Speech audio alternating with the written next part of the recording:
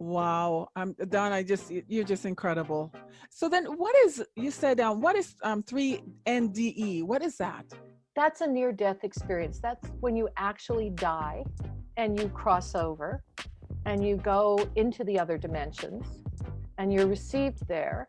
And on the table where you are, the first time I died is when I had polio. I died. I went into heart failure with a high fever that you have, and I'd had 3 spinal taps in 48 hours while they were trying to figure out what was going on with me.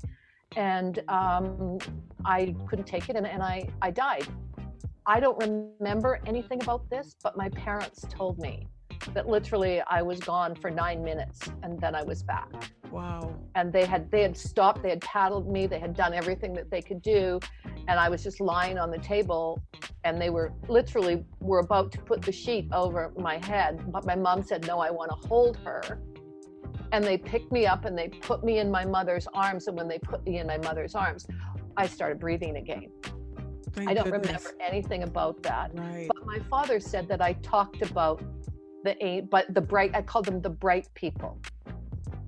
And I didn't understand that until my second near-death experience, and I died in surgery. I was having an emergency surgery. I'd been medevaced from Medan, North Sumatra, Indonesia, to Singapore. My children were left behind with friends. My husband was in another part of the country, didn't even know I was ill. And I was emergency rushed out, and they took me straight to the hospital. They did emergency surgery, and I died on the table. And I remember in Singapore, everybody can speak English, but most people speak one dialect or another of Chinese and or Mandarin and or Malay.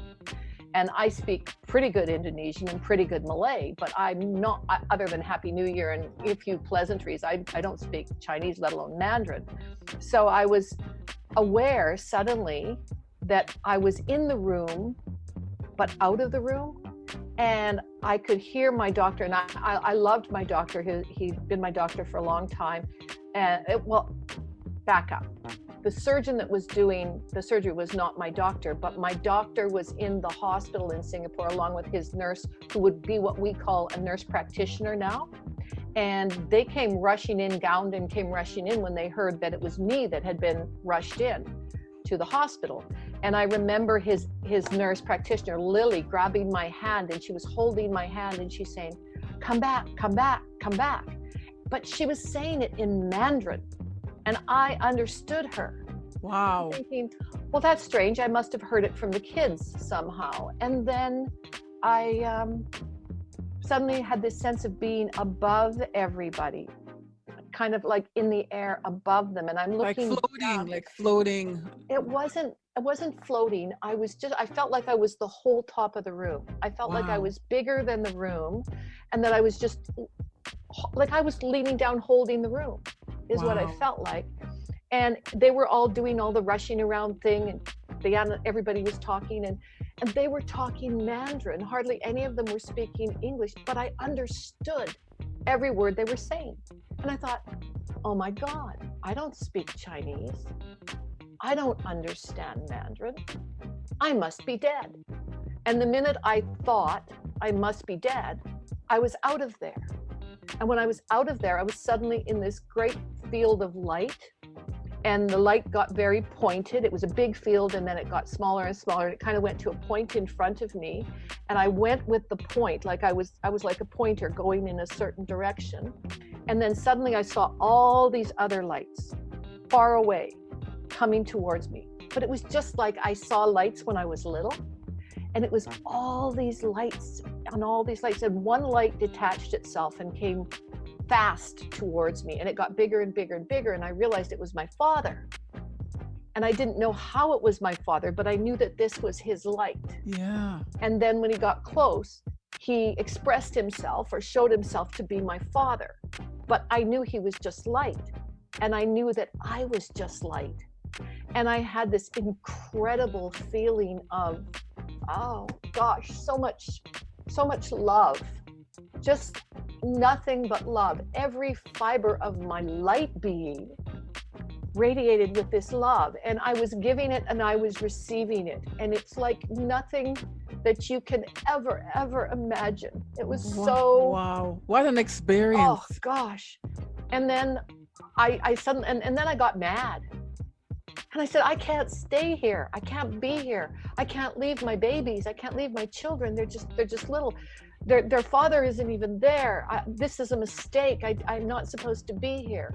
And then I saw these really big lights come from behind the smaller lights, and they were huge. They were like towers of light, like beams of light going straight up in the air, like we see laser lights now.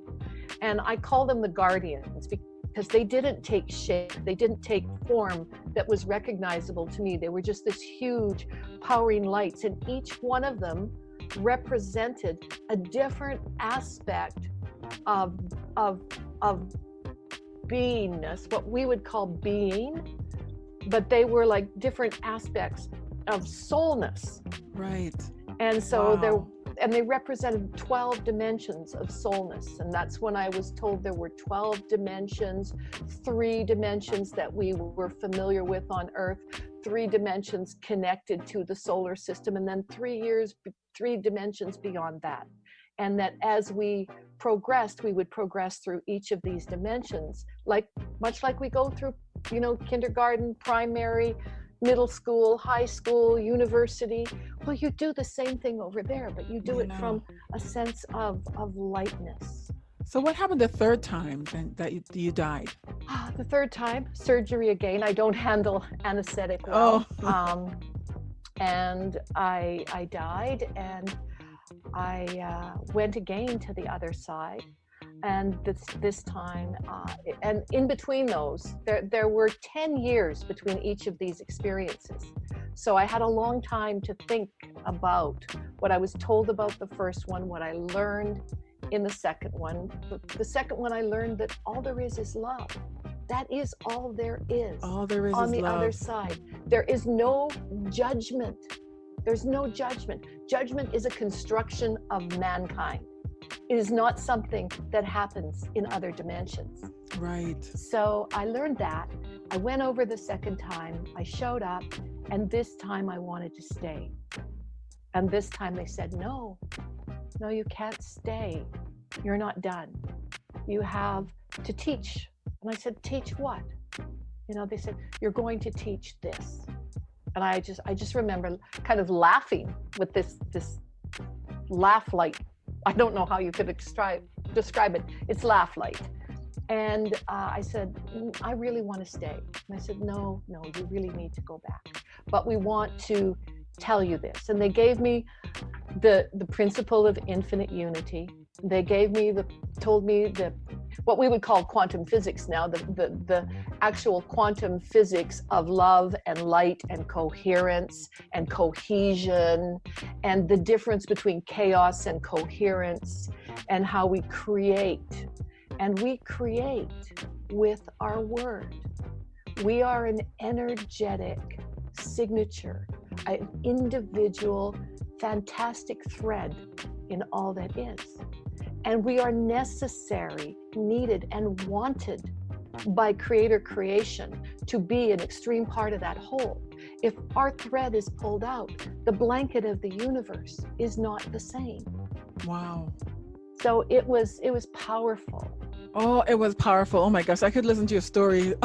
Your story is a whole night.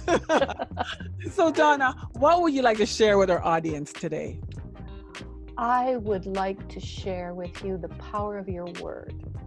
What you say is what you create. Your thoughts become words. Your words become actions. Your actions create the reality you choose.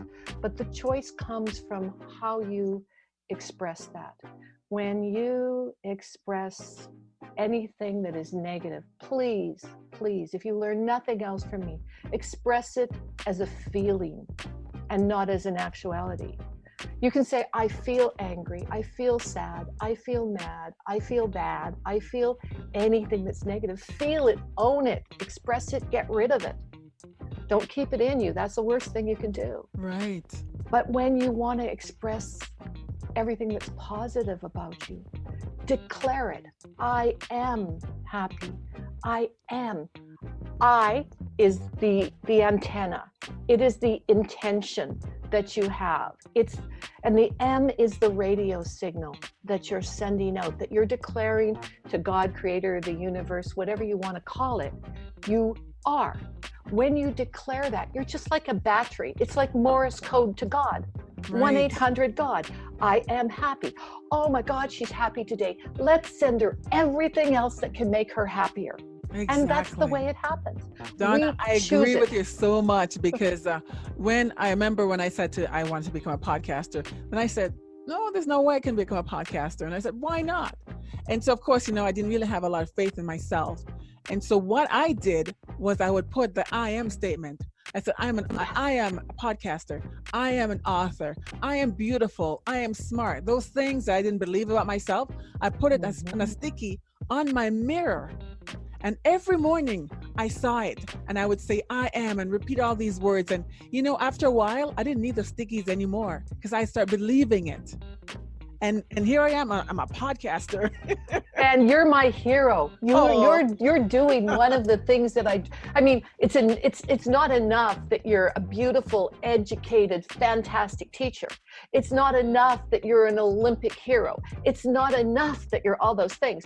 But my God, what you do with this energy, it's so much bigger than you know it to be, because this is the vibration. Our breath, our word is how we create reality. Yes. And it's amazing. You're my hero. Oh, thank you. Oh, thank you for saying that. You're pretty awesome yourself, Donna. I mean, you have stories. You have to come back one of these days and tell us more stories. Oh, I would love to. You're a storyteller. So, ladies and gentlemen, you can learn more ladies and gentlemen, thank you for listening to Sprinting to Success podcast. You can learn more about Donna on esmelawrence.com. Thank you, and have an amazing day. Thank you so much, Esme. I love Sprinting to Success, and I subscribe to it. I can't wait to listen to this and the next one and the next one after that. Yeah.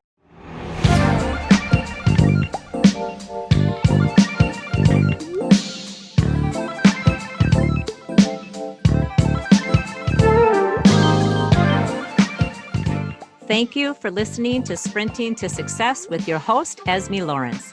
Please be sure to subscribe, rate, and review this show on iTunes. For more information about Esme and to hear other episodes of the show, go to esmelawrence.com. The information in this podcast is not intended as a substitute for professional or medical treatment or advice. Always seek advice from your healthcare provider.